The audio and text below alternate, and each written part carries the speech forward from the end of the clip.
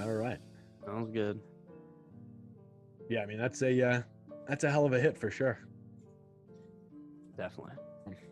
Hopefully people that they're hanging out saw that, because that's definitely a good reason to go check out OddsShopper and all of our odds content for sure, man. That's yeah, I need to spend a little more time on that. Like I was saying to you, it makes me just want to start playing props and stuff more. Yeah, and it all comes down to how about it that? all comes down to PrizePicks. When I do the research for that show with Aton, that's been a good show. Yeah, I enjoy doing those. The little shorty half-hour afternoon shows for PrizePicks or NHA or whoever. Those are fun. Yep, let's do Ready this. to roll.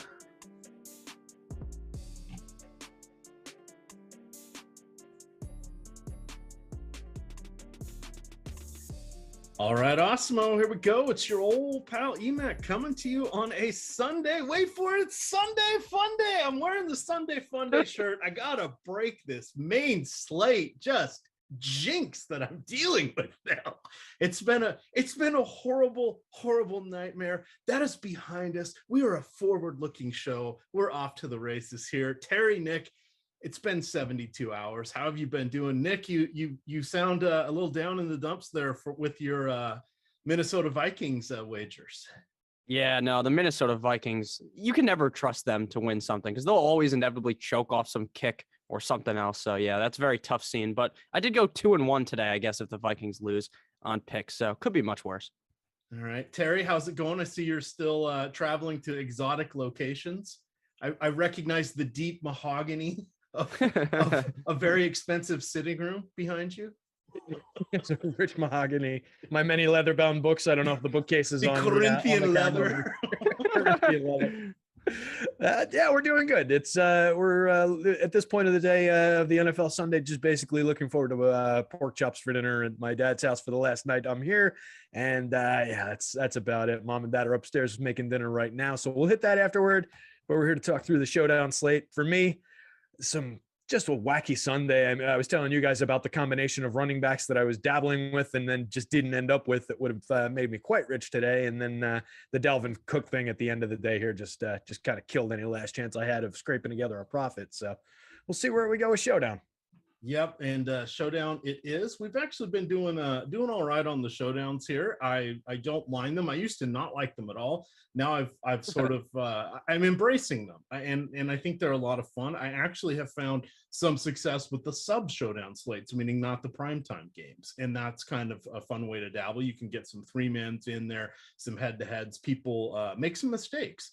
And it's kind of interesting there. So it's not like it's great shakes, but it is nice to see a little positive ROI as opposed to the gaping maw of nothingness coming back on some of these main slates. But I've got one live lineup over here on FanDuel. We'll see. I had to play the monthly. I made it in the monthly rookie FanDuel loyalty program. I forgot to enter it. Not the rookie one, but I forgot to enter one. Well, it's me like every 16,500 of my friends because I played 1 or 2 entries there in the last at some point this month. So I'm actually min cashing right now. So we'll see. And then that lineup I put in a few other contests and it's doing all right. However, I have a feeling is that my Dalvin Cook lineup? It is my Dalvin Cook lineup. I have Cousins, Cook, Eckler, Justin Jefferson, Debo Samuel, who's also out, Van Jefferson, because that's smart, Pat Freiermuth, who got hurt, and then Noah Fant, who lost his quarterback. I did have the Cleveland, or probably the Cincinnati defense. So that one was solid. But let's look at today's show. I needed to get on a positive frame of reference here, and we're going to talk a little prize picks. We're going to build out some contests here, but I was getting ready there to go into FanDuel because we're going to do our lineup build. We'll start off with FanDuel there.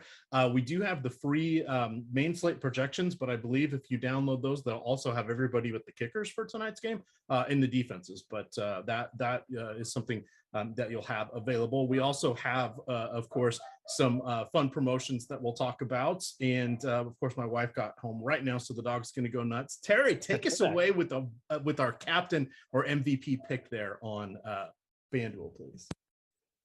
So boy, that's I mean, it seems clear cut if we're just going by the probability of being the top captain, the probability of being the top scorer of the night, the guy who's just most highly projected on the slate. It's Mr. Lamar Jackson by kind of a lot here. There's a pretty broad margin between him and everyone else. It's just a matter of, do you want to go holding hands with 25% of the field with him in your captain spot for 17.5 when the next highest player on the slate is the opposing quarterback at 14,000, who's only getting 9.5% ownership, coming up with a 9.2 optimal lineup rate, 26.5 for Lamar Jackson. So we're making a major sacrifice if we go any other direction in terms of the overall upside of the play, the frequency that it comes up as the most optimal captain. So what the heck, let's make that sacrifice. I'm going to throw Baker Mayfield in there. You know, I like to throw curveballs at us. I want to go with the other quarterback here. I want to go with 10% of the field on the guy who is one of the next most likely candidates to be in the optimal lineup. I'll sacrifice that piece of Lamar Jackson. If we can get him in a flex spot, so much the better. You get a little bit more of a better leverage situation in that kind of a role. All right. So as we maneuver down that particular path, I would like to point out that the you also said before we started that you didn't want to play Baker Mayfield today, so that was another reason. Well, that was I'm all in on Baker Mayfield. The what do we say? The jersey will be arriving at halftime. So the one downside of the Cleveland Browns, despite not being in the factory of sorrow tonight, or the factory of sadness, I should say, is their passing game. They have not attempted more than 33 passes in a single game yet this season. That is just a little bit tough. In their last 6 games, they have not thrown for more than 240 yards. That's a combination of Case Keenum relieved Baker Mayfield in one of those games. And so they have Rashad Higgins tonight, who I kind of figured would be their wide receiver 3. The other interesting thing is, even though they have the 3 tight ends, and they've been going a little more with the 2 tight end sets to protect Mayfield, it's not really being advantageous for anyone in particular. So there's the downsides of it. Nick, we'll let you go next here with this. We want to be different. We want to find something on Yahoo. I think we're going to have to play Lamar Jackson as our captain. I want to point out that nobody is within I think 15 points of him in the superstar projection. It might even be 20. We'll have to look at the latest update. So I don't know that we can make it back there. We'll roll the dice here on FanDuel, though. No problem with that. Nick, who would you like to put in there with Baker Mayfield? All right, so I assumed we were going to go with Lamar Jackson, and Terry just shattered my ankles as I was pulling up some stats for Mark Andrews as to why I wanted to get Mark Andrews in the lineup. But maybe we could take Mark Andrews later. You know, you guys know I love those tight ends. So we're going to go ahead and go with Kareem Hunt in his return game. Kareem Hunt is very valuable in terms of a receiving running back. That's where he gets a majority of his value. Now, he has been gone for a while. So if you want to be safe, maybe you don't want to play him. But again, I'm not the most safe player, obviously, when you're looking to win one of these big tournaments. I think that Kareem Hunt will be able to get it done up against the Ravens defense. So I hope that he is used as much as he used to be, obviously, earlier on in the season. Like last time he played was in week 6. He had a 67.3% snap share. So I'm pretty comfortable with how much he's going to play on the team. Do you guys like Hunter now? I do. I like that spot better. I'm okay with this. Now, Terry, so here's our actually a good decision point. If we're not going, now there's 2 ways there's of course 3 ways to play the Lamar Jackson. You put him in captain, which we know he's going to be the most popular. We also know that he's going to be somewhere between 95 or higher % of all rosters in some form or fashion. This is the 5th game in prime time that we've seen from the Baltimore Ravens. It's their final primetime game unless they get something flexed to a Sunday night appearance. So how would you build this if we're going for the just without Lamar? Would it be better to have Chubb instead of Hunt? Would it be better to have both of the Cleveland running backs and just kind of assume they're going to move things that way? And I'm kind of curious to see how we would build it with this, because I don't want to on the other sides, but I think if we're going to plant our flag here and be different, this is a good thought exercise, because again, this is the 5th time we've seen what we know what's going to happen with Lamar Jackson. The same thing last year. He's just splashes the pond, and there's not much else you can do. But what if we get the poop game or something like that? he was feeling ill last week and didn't play. There's always a chance. Maybe he had a pizza from Michael Jordan's favorite spot the night before. What do you think here? People analyzing his pants like 15 years from now online, trying to figure out whether or not he did have that kind of a game. Yeah, that's hey, these things happen. Ask Paul Pierce. So yeah, it's if we pull up the board here, it's interesting. The Nick Chubb play, I think we can work with both running backs here if we do, in the event that we don't want to include Lamar. If we do include Lamar, I actually like the way it aligns to get to either his secondary or tertiary options in the receiving core there. So you can still play Lamar here in a flex role, keep that lineup a little bit different, and then just go to like a Sammy Watkins, who I like, a Devin Duvernay, who I think has skill, but doesn't necessarily get a lot of looks, a lot of roster share. But if we do want to go the other way, I actually really like the idea of going to that Chubb play. We saw a really interesting version of this game in week 14 of last season, where it came in with almost exactly the same total. Tonight's total last I saw was 46 when I wrote about it this afternoon. And last year was totaled at 45.5. Last year's game was played in Cleveland, and it came in with the Ravens still favored by 3, the same point spread. And that game ended up basically doubling the total. It went to 89 in a massive shootout that the Ravens won by 3. But the point I'm making is in the winning lineup it was on DraftKings, but the point kind of carries over. They captained Kareem Hunt and also had Nick Chubb in that lineup and ended up with a pretty monster score. And it was a Cleveland 5-1 wipeout where the only player from Baltimore was Lamar Jackson. So just following through on that kind of a thread, thinking about how little Cleveland passes the ball, thinking about we can get some of our correlation with Mayfield through Hunt anyway through the air with his involvement in the passing game. I actually really like the idea of going to Chubb here. Leaves us $11,000 to spend across the rest of our positions here. If we wanted to get totally nuts, nope, that cuts us short by $500 on being able to play Lamar and anybody else that I'm seeing here on our lineup builder tool. So it'll cut us short there, but I do like the idea of getting to Chubb, and then you can get to some of the skill players from the other side. All right, let's go that route just because I'm curious, just to see how one of these works out. I think our best option under this particular circumstance would probably be going with Marquise Brown next, with the hopes that whatever happens for Lamar to have a poor game, he can still get a long touchdown. And that's something I think is worth our consideration. So Lamar's inside the top 10 this season with 271.9 passing yards per game. That's his career high. He's also 7th with 71 rushing yards per game, 7th in the league. So, and he has about 40% of his team's rushing yards. So it's relatively, we're playing for that catastrophic event. We're not going to go with the backup quarterback. I don't think that's where I think a poor game is the outcome we want to play on this one. But I kind of like Marquise Brown. That gives us 9,500. We could go with a Justin Tucker next. Potentially, we could go with Latavius Murray. We don't have enough to get Devontae Freeman. Murray's back after missing about a month with his, it was either ankle or I think it was an ankle injury. They waived Le'Veon Bell prior to their week 11 game. So it's really Freeman's job at this point. But the thought being here, if we go with Marquise Brown, Tucker, Lamar has a very pedestrian game, maybe 15 or less fantasy points. Maybe we're getting some luck here from Justin Tucker, who's pretty much the best kicker in the game, if not the best kicker in the history of the league so far. Thoughts on that one, since I just took over basically the last 3 picks? It is your show, Emac. You got it. I know we were making bold statements about kickers, but yeah, Justin Tucker, a hell of a kicker. So I'd be happy with getting him in here. You're using up all your salary at 95. I actually really like the Latavius Murray idea. Get to the alternate running back. He's projected for 9.4% ownership. We're playing the I need a touchdown from him game when we roster Latavius Murray. The one thing I don't like is that 9.4% ownership is still leaving him a little bit negatively leveraged, at least as of our last update. 6.7% optimal leaves him a little bit negatively leveraged in the util spot, but I think this lineup's different enough anyway.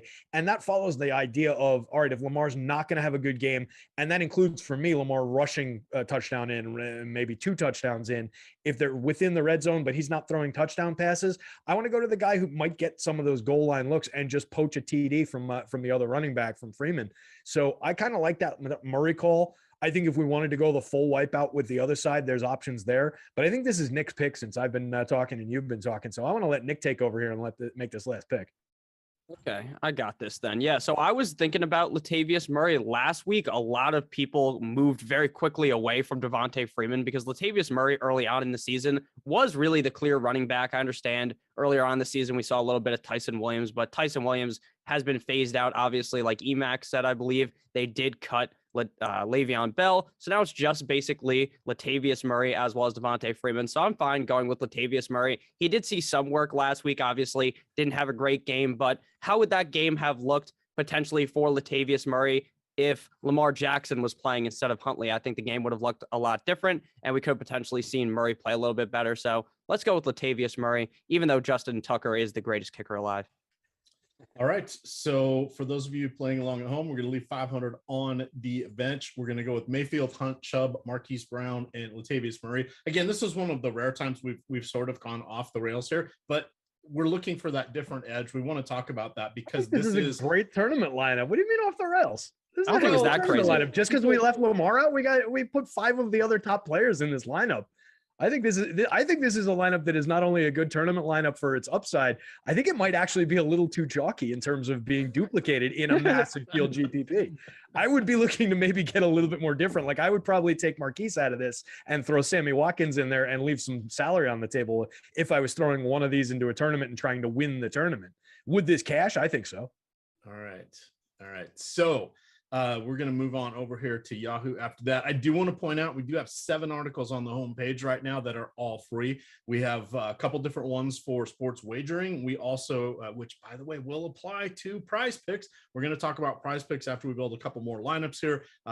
We've got a new promotion with them. If you sign up through our links, and I'll drop that into chat, but if you sign up through PrizePicks, not only do you get the $100 deposit bonus by using the promo code Awesemo, but we're now doing a deal where you can get 30 free days of Awesemo premium content. Alerts, that's a good way to go. It's a $90 value. You can just slide right in there. It's going to be a lot of fun. But the $100 deposit match, $90 value, it's like winning a GPP, $190 of value right there for you. Yeah. And it's not a bad way to go. It's not a bad way to go. So let's look here. Oh, and then we've got a Yahoo-based article. We have a FanDuel DraftKings-based article. And then Matt Savoca did a full in-depth breakdown as well. So, and Terry's got his leverage article. So I'm sorry, there's 8 articles on the homepage right now. So if we're not getting to the analysis quick enough for you, listen to us. Check out some of those. Those are all posted usually by kickoff of the afternoon games, if not sooner. So you can always get those in front of the paywall here at Awesemo. All right, moving over to Yahoo. Let's see, did I put in a placeholder lineup? I probably did when I was writing the Yahoo article, but let's just build a new one anyway. All right, here I think we have to go Lamar Jackson. I just don't see another way around it.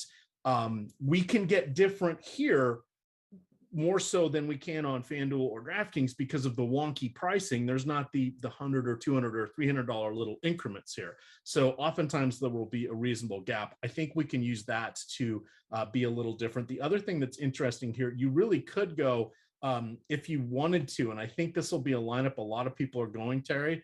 So this may be a way to go, and Nick, but Jackson, Chubb, and Marquise Brown still leave us $12 for each of our last 2 slots. We could talk about some differentiation there. There are quite a few Browns receiving options that are in that $10 to $14 range. And with Rashad Higgins now inactive tonight, that's another way we can go. And we can talk about differentiating, even though we'll probably take 3 of the most popular plays. Or we could tweak it and go like with Chubb and Mark Andrews or something like that. How about that approach for this one? I'm making this up on the fly. What were the 3 plays? Lamar, Chubb, and Brown, or we could go Lamar, Chubb, and Andrews. But I think we're going to need to leave a couple bucks on the table, and we will be able to accomplish that. I mean, it's pretty fascinating that we can do that and get Jarvis Landry for $12 and kind of fit right into that build that you're doing. He is our 3rd highest salary weighted top scorer, or 4th highest rather. So he fits in right with those guys in terms of our salary weighted top scorer for Yahoo. He is our 4th ranked top scorer in just the raw top scoring projection probability. This feels like a misprice on Jarvis Landry. So I'd actually be fine with booking that lineup. And it might just be a combination where if people don't actually click it together and look at what they'd have left to spend, they might not land on it. So it depends on how people are building the lineups. And there's another receiver on the board that I like. There's a defense. We can get to a lot by doing that. So I actually think that's a pretty good idea. All right, so we're going to kind of go this chalky build. Let's do a little analysis with each of the people. We hit on Lamar. Marquise Brown, 5 of his games, he's had double-digit targets. He's in the midst of a phenomenal year. He's going up to that next level. Jarvis Landry, no more than 5 receptions in any game. I think he's only played 6 or 7. I don't think he's gone over 60 yards. I know he hasn't gone over 40 yards in his last 3. He ended up scoring a touchdown. I went back and looked, and I didn't go see if that was a Wildcat player, if it was one of those kind of pass flips that they counted as what do they call them? The jet sweep that they counted as a rush instead of a touchdown. But he did, I guess, run one in there. His volume just really hasn't been there, but he's projecting quite well across Awesemo. We're giving him I think almost 11 points last I looked. So that's kind of interesting. We've got who else is in the mix here? Mark Andrews has been absolutely phenomenal. Nick Boyle did come back last week for his first game of the season. We know he's a competent player. He got 1 target. Of course, that was with Trace McSorley there. There have just been 15 targets this season to players not named Mark Andrews at the tight end position. So I don't know how much is there for Boyle, but he could get a couple. What else do you like here as we get down to these lower plays, Nick? The Baltimore Ravens defense, not as tough as it once was. They're pretty good against the run, not great against the pass. But if you go look at their depth chart, they've got like literally half of their defense is on the injured reserve, and that would be their rotational players. That's really weakening what they have, or the rotational players have had to step in for their starters. Take us through anything that's standing out to you, because I really like this build here. Yeah, so Donovan Peoples-Jones might not technically be a super cheap play because he's only $14, but he's one of those guys that basically fits the bill of a perfect boom or bust player, because he's barely ever going to see like 7-8 targets in a game, but all it does take is 3 catches for him to get 100+ yards and potentially score a touchdown. So he's one of the more interesting players, in my opinion, on the Cleveland Browns. Like you were talking about with Jarvis Landry, he hasn't really had a good game besides last week, all the way up until week 1 of the season. And that does kind of make me worry a little bit about Jarvis Landry, but I would still play him at the price. And then the other guy to talk about is, I think, Devin Duvernay. I'm not a huge fan of Sammy Watkins, and Devin Duvernay's targets have increased as of recently. Week 11, he saw 4 targets, November 11th. So what week are we in now? 12. So that's week 10 based upon my math. And then week 11 last week, 6 targets, 4 receptions. So I think Devin Duvernay is kind of the guy over Sammy Watkins. So he would be another guy that I'm very interested in. So do you guys like Sammy Watkins better or Devin Duvernay, Terry? I've just been, I don't know that it's ever actually paid off for me, except for like 1 week, 2 years ago when he was with the Chiefs. And it was, I think, week 1.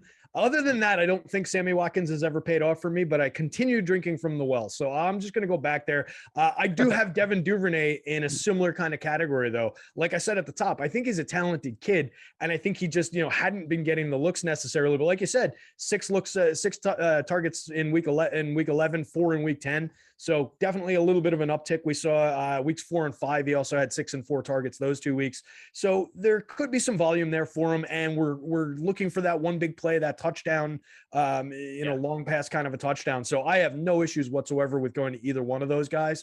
And it would come down to basically coin flip, salary fit. As you guys were talking that through, I just took the little core here that we were talking about and kind of slapped together some lineups and threw them into this tournament, because I really like the way this comes together.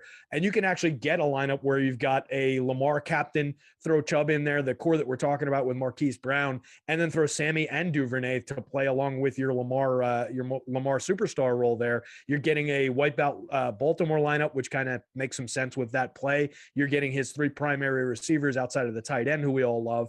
I think it's an interesting build that Emac stumbled on here, and there's a lot of different ways that you can swing it around. Like there's another version of it where you can go take Mark Andrews for $1 less instead of taking Marquise Brown, and then you can get to David Njoku and Jarvis Landry with the Chubb Jackson combination. I know we're not supposed to technically give away like full lineup builds here, but whatever.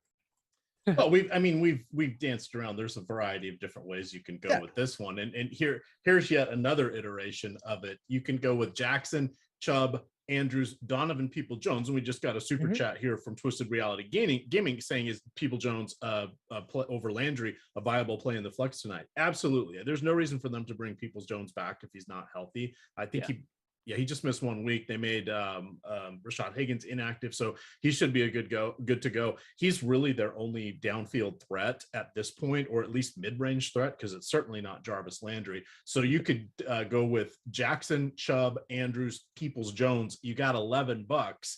You could go here with Sammy Watkins is an interesting option that we've talked about. You could, which is probably the one I'm going to land on. You could go with the Ravens defense. The other way you could do it is if you don't go with Peoples-Jones and say, I'm trying to avoid Landry here because I think people are going to see that $12 price, like, oh, that's who I want to play. But if you went with Landry, you could really differentiate by going with David Njoku, the second tight end, who does have red zone potential. I mean, now he's got to deal with Hunt. He's got to deal with Chubb, but he does have, I think, 3 touchdowns on the season, and it's really like they don't play favorites between him and Hooper when they get into the end zone. But ultimately, I'm going to skip playing Landry because I think that's too chalky. Mine here is going to land with what did I say, with Watkins and then with Peoples-Jones.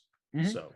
Just to touch on David Njoku real quick, I think he's out of the tight ends that they've got on this team, I think he's clearly the guy with the most skill, the most big play upside as well.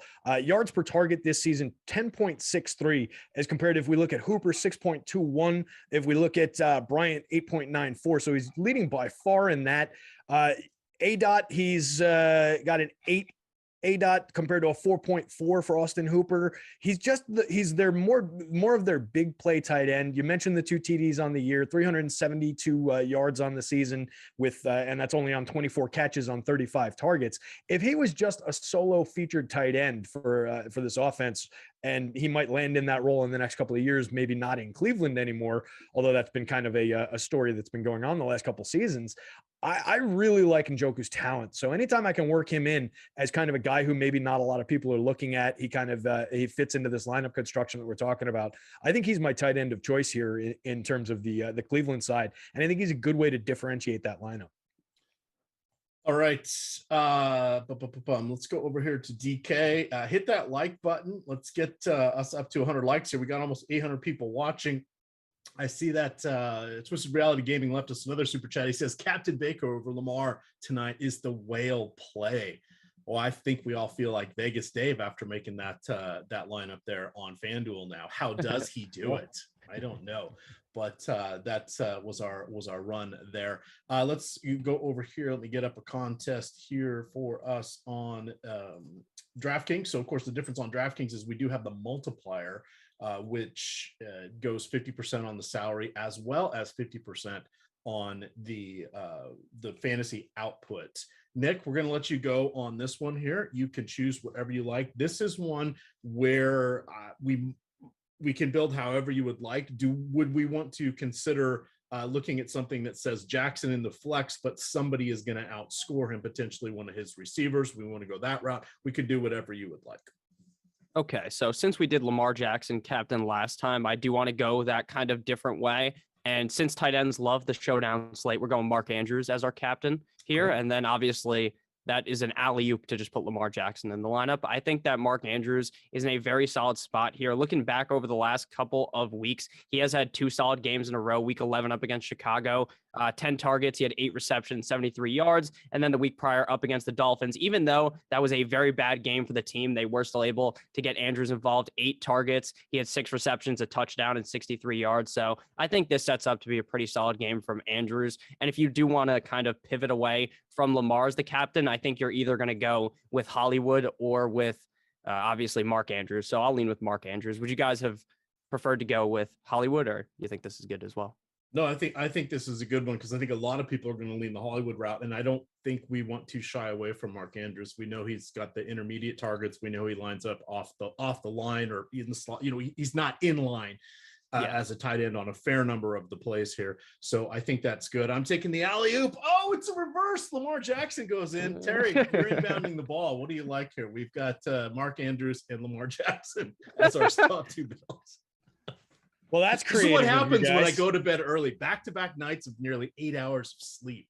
I gotta be the one. I got to be the one to make all the creative picks, huh? Is that how we're setting this up on this DK lineup? So we got our quarterback in here. I've talked to, stop me if you've heard me talk about how important quarterbacks are in the flex roll and DK showdowns historically, right? This has just been a theme all season long for the past couple of years. You want to have at least one quarterback. He's the right one to select, obviously, with all of his talent. In games that were similarly totaled, with similar point spreads over the last two seasons, we saw it was an 18-game sample within 1 point in either direction of tonight's game total. Out of those 18, we had two quarterbacks in lineups in flex spots 8 times. So roughly half of the times the quarterbacks came through. I always like getting the skill players in the captain spot. The trends suggest that pass catchers are slightly more effective in the captain spot on DK than running backs are. So I really like getting to that Andrews play. I think that was the right call there. And you're talking about getting Andrews 7.1% owned in the, 7% owned in the captain spot, 7.1% optimal versus you were talking about Hollywood, 8.2% owned, 4.8% optimal. So you're talking about a slightly positive play, or at least even efficiently owned play versus a pretty negatively leveraged captain play in Hollywood. So I really like going to Andrews there. I think I might just double down on the quarterback spot here, given that Baker's at a relatively fair price at only 98. No, that's going to take us down too far. That takes 51. I don't want to do that to us, do I? Nah. Oh, we still got if we look down there, we've got plays. Yeah, there's 5,600 on Watkins. All right, let's do that. Let's go that route. Let's put Baker in here. We'll go the 2 quarterback build. Let's see where we go. No, I'm fine with that one. So we've got 5,100 here. Now I wanted to look at Freeman here. So he's someone we haven't picked yet, but I think I want to take him on this particular build. Freeman has, as I mentioned, they released Le'Veon Bell. Taysom Williams is kind of, he was their undrafted free agent, 26-year-old rookie that had played for a million colleges and ended up starting at the beginning of the season. We got to talk about him on some showdown slates when literally every running back got hurt. Devontae Freeman sort of got himself, I don't want to say getting into game shape, but he's learning the offense. He's performed well enough, but who would have thought that he would be playing for a playoff contending team before week 1 when he was sitting still on his couch. Kind of interesting there. So I think we should go with him on this one. Now we have some maneuverability. We've got down here in the $5,000 range still. We've got Austin Hooper, who I think is interesting. We have Donovan Peoples-Jones. We've got Devin Duvernay. We've got Njoku. We've got Tucker, the kicker. If we go down below that, this is where we may see Nick get a little spicy with, as he likes to say, with some of his plays. It becomes a bit of a stretch here. We do have Chase McLaughlin. So I looked him up because his name seemed familiar. Tonight, I believe, will be his 27th game over 3 seasons. He has played for 6 different franchises in 3 seasons. Talk about streaming a kicker. The league streams Chase McLaughlin on bye weeks. What do you want to do here, Nick? I think we're going to go with Freeman here. We'll go to you, and then we'll go to Terry to wrap this up. Okay, so if you want to go with Freeman, then that's fine. $43.50 per player. Left. Okay, so we're going to have to go to the deep depths down here. We may have to get a little bit spicy, actually, if we go all the way down here, unless I want to put $200 tight end on the board, Nick. I could put Terry in a real pickle here and pick Donovan Peoples-Jones. But will I want to do that is the actual question. So I think Dearness Johnson would have been such an excellent play this week if Kareem Hunt obviously wasn't playing. Challenge accepted, by the way. But he is in not the greatest spot. So, okay, challenge accepted. Then we're going to go ahead and play Donovan Peoples-Jones. I touched upon it a little bit earlier, but I will reiterate what I said. Donovan Peoples-Jones is not one of those guys that's necessarily going to get 8-9 targets in this game, but he is one of those speedster-like receivers, a kind of field stretcher that if he gets 4 receptions could really turn that into 100+ yards and a touchdown, maybe even 2 touchdowns in this game up against the Ravens. So that's kind of my thought process on Peoples-Jones. Certainly not the safest bet, but I do like DPJ here. So we'll go with him. All right. Terry, what do you got here? Get us up to 100 likes. That'll bring us good luck for Terry's picks. We're at 93. Come on. We have 1,000 people watching. Hit that like button. 1 in 10 of you. Come on. Am I sitting in silence until we get those likes? Yeah, don't say anything. I think we might. A silent protest. Wait, I just talked. Okay, now this is like the episode of The everybody Office. stare down the barrel of the camera until they hit.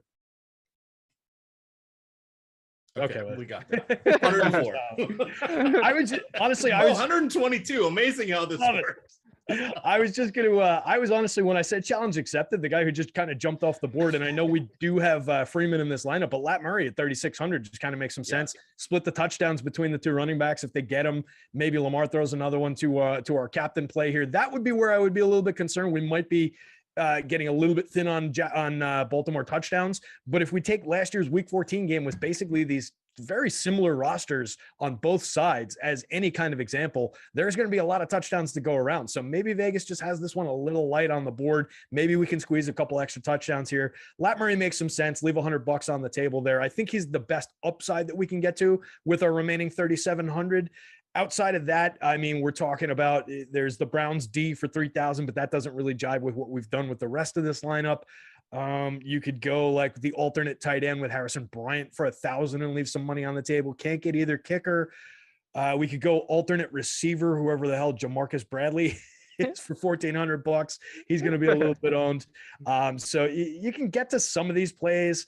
I don't like the idea of like D'Ernest Johnson. I don't think there's going to be enough with both Chubb and Hunt back in that backfield. So I think Murray's just the guy who kind of makes the most sense here to me. Can't really get any other pieces of the Ravens D. So that would be the way I would go with that pick, with my hand forced with only 3,600 or 37 to spend. All right, that is going to do it for our lineup building session. We're going to do a little bit more analysis here, and then we'll talk some prize picks. We have 28 minutes until a lock. I am going to say thank you for getting us up over 162 likes. We're almost at 200. Get us there just to celebrate. Team free money in the house. We're dropping in 10 $1 head-to-heads over there on the DK Showdown slate. If I don't get around to updating my lineup, I'm going to have Rashad Higgins in my shell lineup. So there's always a chance. You guys have seen many an upload error with me involved on these previous shows, and it's always a mad scramble down to the end. So definitely want to check that opportunity out, because team free money, we like to support the community and give back to everyone. All right, back to the top. Let's hit a little something here on Baker Mayfield. Nick, we'll let you take a run at this one. Terry had chimed in with his piece earlier, but you run with Mayfield. We'll let Terry take the backfield, and if he has any additional thoughts, he wants to hammer in on Mayfield. And then we all know Lamar Jackson is 97% of lineups, but we'll go through the rest of the Ravens at that point. And then we'll talk again. PrizePicks promo code Awesemo will get you $100 deposit match, and if you sign up, use that promo code Awesemo, and you're a new member, you're going to get 30 free days of Awesemo premium content. We'll talk about that as well. Take it away, Nick. Alrighty. So when it comes to Baker Mayfield over the last 2 weeks, he hasn't been the greatest on week 10 or week number 11. Last week, he had, as one would just describe as a soft serve cupcake matchup, simple matchup up against the Lions, 1 touchdown, 2 interceptions. Didn't look great in that game, but I do believe personally that if there was ever a time for Baker Mayfield to get right, it would be up against a division rival like the Baltimore Ravens. I don't love Baker Mayfield in this game as a whole, but something tells me that he's going to play much better. It's very clear, though, that injury is hampering him.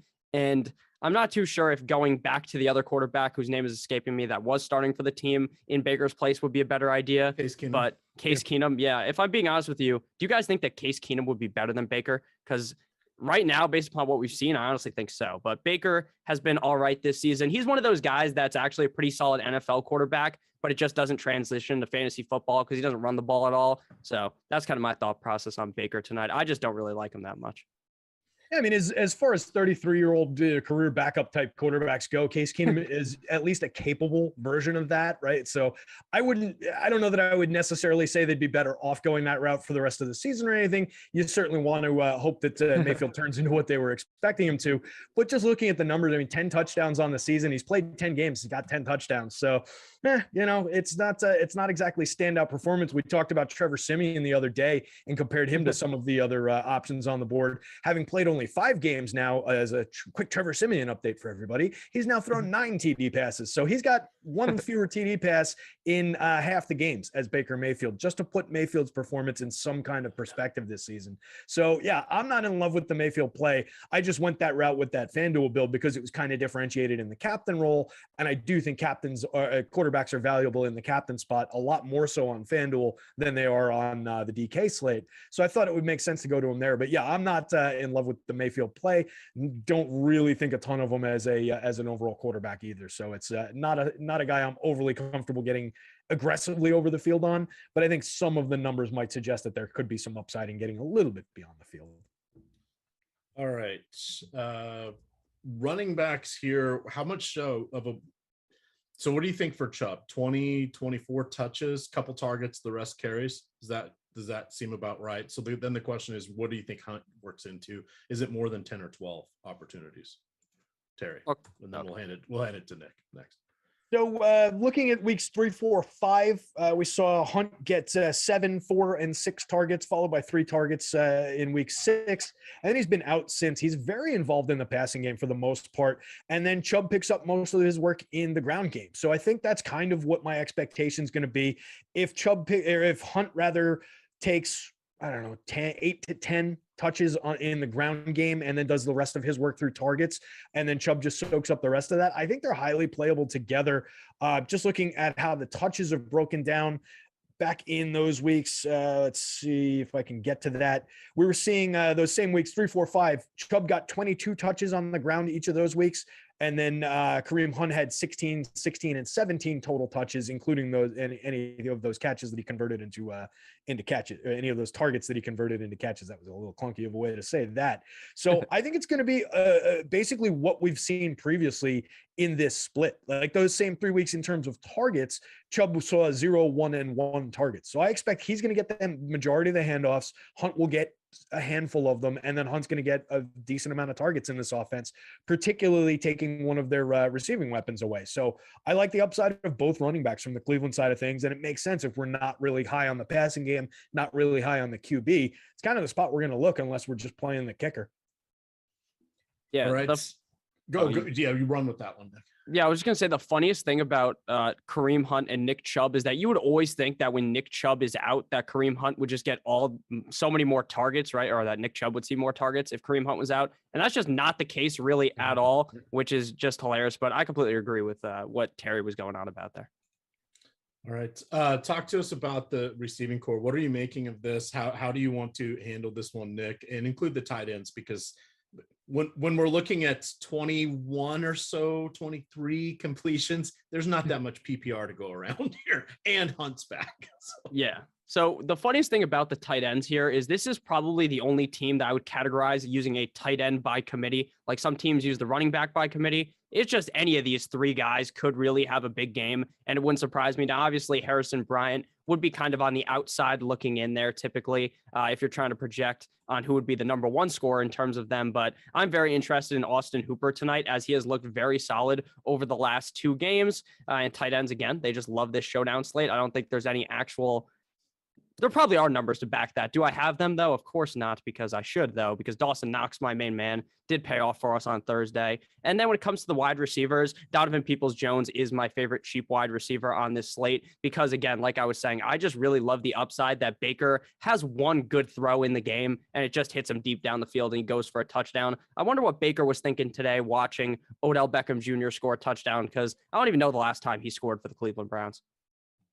I think it was week 4 of last year, if I remember what they said on the broadcast just before I came in. I saw that touchdown too. I was happy for Odell. Hopefully he finds himself in LA, and whatever issues he had with Cleveland and with New York are not a problem for him. Super talented guy. Answering a question in the chat, I was in the process of typing it, but yes, you can absolutely play both those Cleveland running backs in the same lineup. I talked about it earlier in the show. Week 14 last year, same game, same point spread, same game total, except that it was in Cleveland. Ravens still favored by 3. The winning lineup was Hunt at the captain spot. Chubb was in the flex spot. Lamar, Baker Mayfield. I want to say Landry and David Njoku were the last 2 guys. I wrote about it in my group's article. I'll find it and confirm that. But yes, you can absolutely play both of those guys in a lineup. And I would say that there's probably upside in doing so. All right. I would agree. Yeah. And in that particular one, the key with them is they don't really cut into one another. They get all of it. D'Ernest Johnson is going to be the one that is the guy who's not there. And with the limited passing game, that's just, I think, more opportunity that's going to the running back. So we're kind of trying to box that portion of their game. There are a handful of teams that we can do this for. I think this is one of those squads. And just to round off Nick's point from before about Chubb not picking up targets when Hunt is not on the field, those targets don't just disappear. I think they kind of go to some of these tight ends. So that would be where my concern would be about where the target limitation comes in. We saw the last 2 weeks, Austin Hooper got 5 and 7 targets. David Njoku, who's gotten 4 and 4 each of the last 2 weeks. I talked about him having more big play upside, Hooper more of the safety valve. And then Harrison Bryant, not as involved, 2 targets 2 weeks ago, 0 targets last week, and 2 targets a week, basically the 4 weeks before that. So a lot less involved. So maybe you scrape his targets off the board, and then maybe you take 2 each from the other tight ends. That leaves the tight ends a little bit thin, if that's, kind of the theme here, but you do have Higgins coming off the field as well. So a little bit to go around. And by the way, it was Higgins and Njoku, not Landry and Njoku last year. Gotcha. Hey, anybody up for Jamarcus Bradley? Leading receiver last week, 2 targets, 2 catches, 46 yards for your Cleveland Browns. Yeah, he's in just about every single crunch I've clicked on DraftKings. That's why I'm bringing that up. Maybe we want to talk about him for just a sec. Who the hell is this guy? Yeah, I don't know. That's like the Conor McGregor. Who the fuck is this guy? That is exactly what this is. I have no idea who he is, if I'm being honest with you. But I'm gonna do some research right now, figure out who he is. Because last week he did play quite well up against the Detroit Lions. Yeah, I forgot his name since you asked the question. What was his name again? His name is Jamarcus Bradley. Yeah, that's the one. I know he's on our board. I just couldn't find him because he's 1,400 and he's got a 0.2 top scorer percentage, a 0.3 captain ownership projection, and a 0 in terms of being captain optimal. That's why he wasn't springing to the top of the board here. Negatively leveraged in the flex spot. If we're looking at the DK slate, he's 5.1 utility ownership, 7.6% probability of being in the top 2 to 6 scorers. So it's just not a great spot, and a big fat 0 sitting in the optimal rate in the flex spot as well. So it's just not one that really stands out. And this was updated for the Higgins news, but if we're talking about dart throws for large field tournaments when we're entering a ton of lineups, I definitely think he's going to be on the field at least, and a guy who you can throw into the mix. If we go to the snaps board, we can see if we can find it real quick, the percentage of snaps he played. And we're talking about a situation where Higgins is not going to be on the field, like we just said. Saw 74% of the snaps last week. So that's not nothing. So if we're talking about similar kind of attention, similar kind of snap count, maybe a little bit more with Higgins off the field. We do have Hunt coming back into the game though, so another consideration in the passing game. But I think he's viable, and definitely for the money is worth mixing in. And the money is why he's coming up so frequently in the optimizer. Yeah, he has 13 total targets in his career, 7 receptions in 2 years though, only 2 years. He's 25 years old. That's what I've got on him. He also went to Louisiana, the college. Not the state school? No, just the college. No, he went to Lafayette, I believe is what it's called. LA Lafayette. He's 6'1", 195 pounds, 185 centimeters, and 88 kilograms for our Canadian friends. Looks like we're reading the same thing. This is a beautiful slate. That's all I have to say. Seriously. Oh, where was he drafted? That was what I was actually looking for. Does anybody know what his? I get interested sometimes in just what the draft capital on a guy like this was. Anybody know where he was picked? I'm looking it up.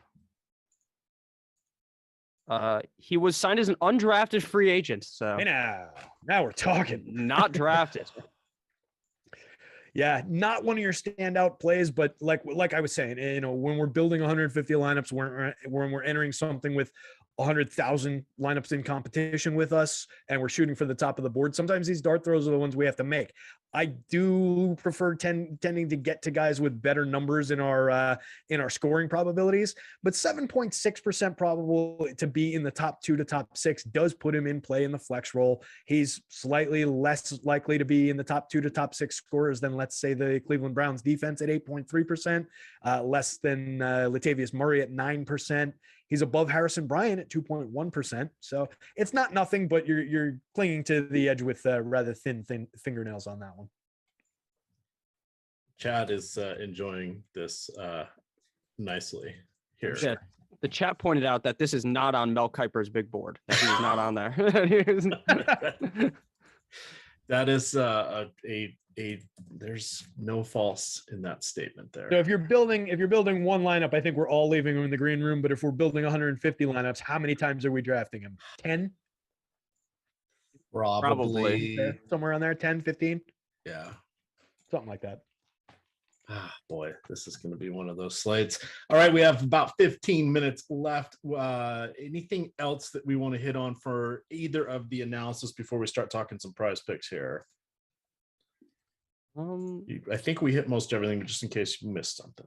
Yeah, maybe we could talk about the Ravens defense. If anyone thinks that the Cleveland Browns are just going to get ran in this game, then I think that the Baltimore Ravens do have a good chance to play well in this game. But the Ravens defense hasn't been as good, in my opinion, as I thought they would be this season, which is kind of shocking. So Cleveland has suffered the 4th most sacks in the league. Baltimore is in the middle of the pack with their pass rush. The Ravens have the 2nd fewest takeaways with only 8, and the Browns have 1 turnover per game. Shocking, I know, but when you only pass the ball no more than 33 times, that happens.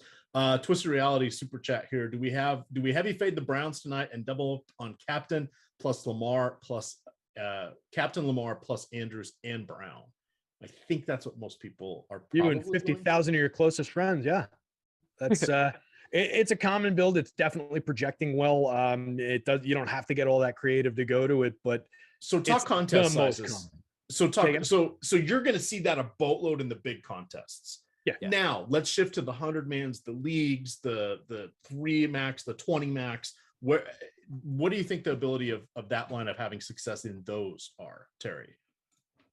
I wouldn't think very much. I think that would be pretty duplicated. Still common. Yeah, I think it would just still be so common. It's the most common starting point for anybody who's putting Lamar in the captain spot is just to take his 2 primary receivers. So if you're doing that, just take a moment and swap out Hollywood for one of the other wideouts. He's the biggest play upside kind of a guy, but I mean there are arguments to be made for Duvernay skills. There's arguments to be made for Sammy Watkins and his size. We haven't mentioned Rashad Bateman, by the way, and Bateman as well. Yeah, I completely wrote off Bateman as I was talking about that, but absolutely he's on the board too. So there are other options in that passing game, and I just looking at the Baltimore defense, since Nick brought it up. It kind of is heartening a little bit to see. This might not have been updated this week. It might be last week's number, but they're 3rd from the bottom with 7.7 yards allowed per pass attempt this season. The average is 6.9. So they're allowing well over the league average in terms of yards per pass attempt. So maybe this is that get right spot for the Cleveland passing game. Maybe we do get to a little bit more of that. So it's not a situation where I'd be saying, go to the 3 most chalky players in the entire game and then completely hard fade the Cleveland side of this, because we'd like the Cleveland running game and there's potential upside for the Cleveland passing game. So I think it's one we're kind of focusing in on some evenly constructed lineups. All right, 2 promos, and then we're going to talk PrizePicks. They are the sponsor of the show. Hey, we're going to talk PrizePicks anyway. So we've got PrizePicks. You can use the promo code Awesemo for a $100 deposit match. We've mentioned that. No sharks, no optimizers, no mass multi-entry over there. It's you against their questions. Yesterday, they had 14 different sports with questions. They have single game contests. They have second half contests. The only rule that you have is you have to pick players. If you're going with the single game, you have to pick questions from someone from both teams, and then you can only use a player once per card. So if you wanted to use Lamar Jackson, you could only use him for rushing yards, but not fantasy points, or you could use him for 1.5 or more passing touchdowns, but not another question. You'd have to build another card. You can get 2, 3, 4, or 5 questions on your card. If you pick 5, you can have a choice between going 10x if you get them all right, or you can pick their flex play, which means if you get 3 right, you get a little bit of money back. If you get 4 right, you get 2.5x, and if you get 5 right, you get 5x. So if your card is almost there, but not quite, you're not left holding an empty bag. You get to bring home a little bit of a bag. So the other thing is, if you sign up with us or with the promo code Awesemo, we will get you 30 free days of Awesemo premium content if you are not yet a member at PrizePicks. So sign up via PrizePicks, promo code Awesemo, put in that $100. We'll get an email from them 2 or 3 days within 2 business days. It's a holiday, guys. I know we're doing work, but we're short staffed and everything, but we'll get to you there. That's the important thing. The other important thing, promo code Cyber gets you 75% off 1 Awesemo week of all access platinum for new users. That is promo code Cyber. Hot off the press there that just went live. That was courtesy of one of our marketing gurus there. You guys know him as Rimpack. All right, the PrizePicks. Here we go. Passing yards. I took these 45 minutes ago. I'm sorry, I can't do everything at once here, but I got the site open so I can confirm. Okay, I'm going to blame you, Lamar. They had Lamar Jackson at 225.5. Awesemo had him at 222.5. I think if we're going to do one, we'd go the over. I mentioned he is going 271.9 yards per game this season. What do you guys feel about that one? Because there's not a lot of wiggle room on a lot of these PrizePick ones tonight. Yeah, Terry, you want to go or you want me to go? Take it. Okay, so it seems like with these kind of picks that PrizePicks has gotten extremely sharp on the over-under on the passing yards, but I would lean with the over here. For Lamar Jackson, I think he's going to have an excellent game here up against the Ravens defense, and I'd be shocked if that went over. Again, you said he averaged over that. His best game obviously dates back all the way back to last month up against the Colts, where he threw for 442 yards in that. Was that a Monday night game, Sunday night game? One of those. That was a very fun game to watch, but I think it is entirely possible here. Terry, you in agreement with this? So looking at our the board on the site, I don't know. Alex has him at 222.5, so it's a pretty efficient line. Alex has him slightly under. He was aggressively under on the 246.5 line, obviously, with that projection. That was an expected win of 69%. So if you can find that line, I encourage you to go for it. I also wanted to give you guys that one. Well done, boys. So yeah, the 225.5 is definitely more intriguing for the over, but we're also looking at a Cleveland defense. Again, this might be last week's number, but sixth on the board with 4.1 yards allowed per passing attempt. League average being 4.2. Or no, sorry, I'm reading that's the rushing side. My mistake. Excuse me. Let me resort this board here. Yeah, Cleveland a little further down, middle of the pack in terms of the yards allowed per rushing attempt, 6.7. Still slightly above average, but only by 0.2. So not as aggressive as I was about to say that they were. That one's more of a coin flip to me, and I don't love going to those on these PrizePick type of sites. Okay. I was just looking at the past DVOA, and they ranked 27th. So I thought that if there was ever a game for Lamar to really go off, it could be this week.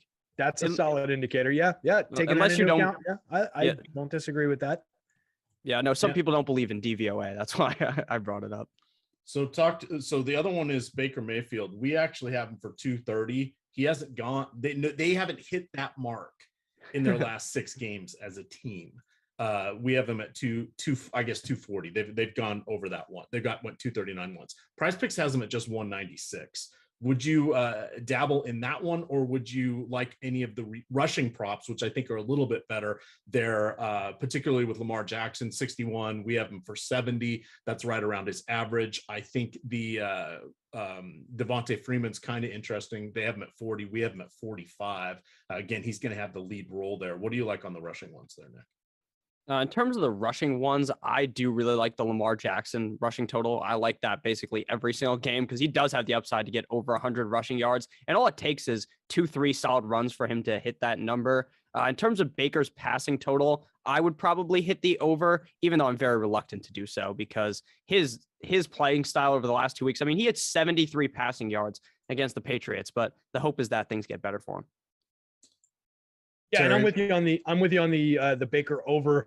Looking at Alex's projections, he's got him projected for 228.8. So we are way over that passing yards requirement in terms of Alex's projection. He had that at a 59% win probability against a 213.5 line. So if we're talking about a line on PrizePicks, it's 196.5. I got to expect that that's in the 70+% range, if not 80. I think that's probably going to be our strongest play on the board is the Baker over 196.5 passing yards. All right. None of the other ones really stood out till we get down to the receiving yards. I do like the David Njoku over 14.5. We have him for 27. We're playing that. Basically you're playing for him to get 2 catches. I think that's well within the realm of possibilities. And hey, he's an incredibly athletic guy. As Terry mentioned, I kind of thought he was going to be the guy. And then they brought in Austin Hooper from Atlanta a couple years back, but he's someone that is just phenomenal. And I really like the over on that one. The other one is the Kareem Hunt receiving yards. Terry, is that one moved up at all? Here at Devontae Freeman, are they still at 13 and 10 respectively? We have them projected for 50% more for each of them. Kareem Hunt is at 13.5. And who was the other guy? Devonta Freeman still at 10.5. 10.5, yes. those I think are ones that gamers are going to want to look to, in my opinion. What is Bateman's total? Oh, sorry. Go ahead. No, go ahead. I was going to ask what Bateman's total was on the website, because I'd be very interested in potentially taking that over, even though we haven't really explored Bateman this week. Bateman's a very interesting play. So some of them they didn't have Bateman, they didn't have Marquise Brown, they didn't have Chubb rushing, which was Bateman interesting. PrizePicks has Bateman for receiving yards. Oh, okay. Sorry. 33 and a half. 33 and a half. That seems very possible. So we had him, Alex has him projected for 39.11. So we're 6 yards ahead of the requirement there against a line of 40 and a half. Alex was on the under, coming in 64% of the time, but I think we swing that based on a completely different line here. A lot of differentiated lines between our board and the PrizePicks board today. And that's something that is really interesting about playing on these sites where the lines don't necessarily change that much, is you can take advantage of some inefficiencies in the market. So I think that one's great. I think the Njoku one that you called out, Emac, is definitely a really strong one. We're talking about a guy, it's a 16.5 line, a 16 and a half line, and we're talking about a guy who averages 10.63 yards per target. So as long as he hauls in 2 catches out of whatever targets he gets, we're there. So I really like that one as well. All right. God, I can't believe I'm wasting one lineup on the Browns captain defense. Oh, never a waste. One out of how many? Well, we saw the boss man win. Now, granted, that was with the Patriots, but weirdness needs to happen for that to come to fruition. All right, my lineups are I noticed there's still 4 of my head-to-head sitting out there. If anybody wants to grab those, the $1 contest there for EMAC, team free money. Let's see. Let's get the fantasy points here. Completions I thought was interesting for Baker Mayfield, 17 and a half on their site. Again, the Bronco or the Baltimore defense is just not what it has been in years past. Again, they're good against the run, but they haven't been against the pass. I like him for like 20, 21 completions. I think we had him for 20. I think we could see as high as 23. I was trying to math that out to see if it would work. As long as he stays upright with that, torn labrum, the ankle issue, the foot issue, the bruised ego, all that stuff. Let's talk touchdowns here. Nick Chubb, anytime touchdown is a half. We have him for 62% chance of a rushing touchdown, just 5% chance of a receiving touchdown, but that's a little over. The final 2 I want to get in before we get too locked here is interceptions, Terry. This is one I hadn't seen that often on PrizePicks, but we have Baker. Both of these are a half. We are projecting Baker Mayfield for 2/3 of a chance he gets a touchdown, interception. Lamar Jackson, 70% chance he gets an interception. Those are better than their anytime touchdown score or their passing touchdown scores. And I think similar to No House Advantage, this is one that they don't always have up there, but I think it's one we really need to take advantage of when it's available on their cards. 3 minutes to go. Final thoughts, everybody. Yeah, Baker has thrown 3 interceptions in the last 2 games. Yeah. So that's very probable. Yeah, Lamar's thrown 8 on the season. So yeah, I guess it's there. He's thrown 8 in 9 games. So I guess we can call that. I'm curious about that 70% number. I'm not sure where that. I said, well, I just multiply it. We have projected him for 0.7. The math isn't exactly work out. It's probably closer to 62 or whatever it is. But that's where I came up with it. Gotcha. Yep. It's rudimentary, but it's close enough. It's over a half. It's more positively weighted to it's going to happen. 2.6% interception rate on 309 passes so far this season. So if he throws another 309 passes tonight, it might be a 70% probability that he's going to throw an interception. Didn't you say that about I did. Simeon the other night? Yeah. And then didn't Simeon throw like 3 interceptions? Probably. Hey, what was the outcome? Remember, we left the Ty Montgomery question on the board on the Yahoo build last week. I know my lineup won $75 with the Ty Montgomery one. Was that the better option out of Ty Montgomery versus whoever the other guy was? Yeah, because I flipped the other way and went with the other guy, and it was not the answer. Yeah, you were correct. I had 2, the one that we did and lost, and then I played a different one with Taysom Hill, who never left the sideline and cashed. Beautiful. Solid. I was legitimately asking, by the way. I didn't know which way that one came out. I actually just noticed today when I pulled Yahoo up again that I had cashed that tournament. So I was curious which way that other lineup went. I don't even remember who the comparison point was. Yeah, I think it was him versus the other running back whose name is escaping me because he failed me immensely. He scored like 3 points. Tony something, whatever his name is. Tony Jones. Tony Jones Jr. Yeah. Not to be mistaken with Tywan Jones, the other Bills running back. Yeah. Oh boy. Good times. Good times. All right. That's going to do it. We are at lock. Another quick show there, but it is a lot of fun. Thank you everybody for joining us on this Thanksgiving weekend. We appreciate it. Hit that like button on the way out. We're also 50 subscribers shy of 67,000. That is truly amazing.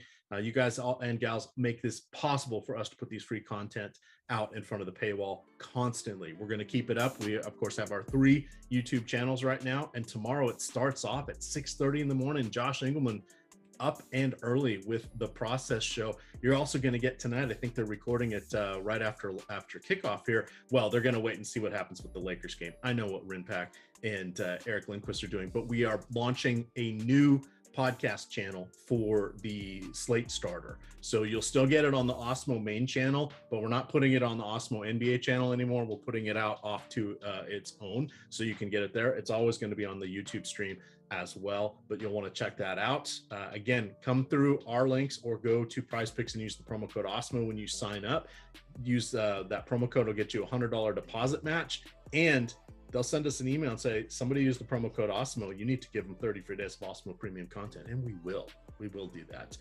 Also, promo code Cyber gets you 75% off. That just is hot off the press. It better be working, because otherwise Terry's going to be up answering customer service emails all night. Oh, I'm going to be answering customer service emails anyway. They come in hot and heavy, but we're happy to do it. We love hearing from the people out there. Hey, real quick, 60,000 spectators is the minimum requirement for an NFL stadium. The majority, 17, have fewer than 70,000 seats. That means we can literally fill the majority of NFL stadiums with our YouTube subscribers. That's pretty awesome, gang. We really appreciate you guys. That is absolutely amazing. We're going to get on out of here. Nick, tell them where they can find you on Twitter. Find me on Twitter at Notorious FNTSY, because Notorious Fantasy doesn't fit because they have a character limit. And Terry's hiding out there. You can find him at DigitalB21. I'm at EMACDFS, and of course it is Awesemo_COM. With that, hat tip to Awesome Yo for producing tonight. Good luck, gamers.